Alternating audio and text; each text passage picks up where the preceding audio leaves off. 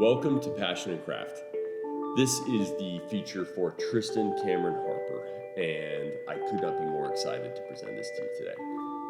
It is a really cool story about how we even met Tristan, how someone that we hadn't even planned on meeting kind of came to be thrown right into the middle of our plans, and we just had an incredible time with him.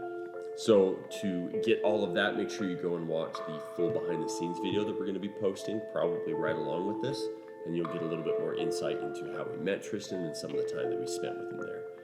Tristan has probably lived more lives at his age than most people do in their entire life.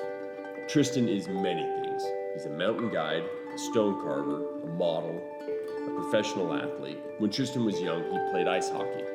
This led to him playing not only in his country, but also professionally in Canada and the US as well. As his career progressed, he said he kept feeling a calling to return home. You know what? He actually tells it better than I do. So without any further ado, here's Tristan. With these changes or chapters in my life, I think, it gets to the point where there's resistance, and you're for example, when I was playing professional ice hockey, it was flowing really well and things were it was I was stepping up constantly. And then it got to a point where I kind of hit a plateau. It just felt like there was resistance there and it wasn't going anywhere. And then I just kept getting this calling to do something else. This thought just pops in my head. And it's the same thought, mountains, guiding, all this stuff. And there's obviously fear and resistance, but I think the biggest thing for me is just being following that intuition. And and I think I know intuition doesn't ever steer you wrong. And even if it's not something that maybe is meant to naturally happen for the rest of your life, you're going to learn something from it that's going to make you stronger in the future. I think these little things create ripple effects, and I think with that, I think you've kind of got to go into the fear and the resistance and kind of embrace these aspects of these emotions, because it's almost like the keys unlocking to something, and just seeing what happens. This is a type of pattern here that's on a Pictish stone, and this is obviously can represent the Triskele or the labyrinth too. But it was the stag, the deer, the antlers. It was going up towards the light, and this is the key, and this is the eyes, the constant eyes of the unseen world that's constantly watching, but equally towards the light. My grandfather being the influence to becoming a mountain guide and connecting with the land more, it's kind of a shame because I wish my granddad was still alive.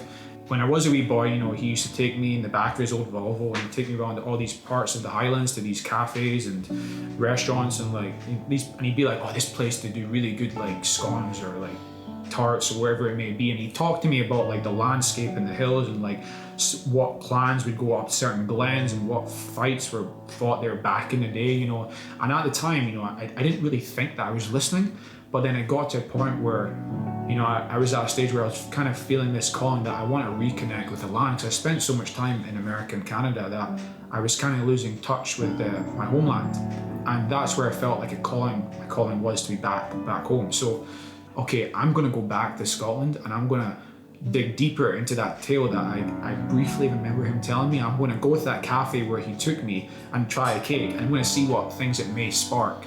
And it was just little keys, unlocking those little doors and seeing what opens the door, and then just kind of fueling my desire to be more Scottish and learn about what it really means to be a Scotsman, and how I can really bring this into my understanding and sharing with people that equally want to explore this beautiful land.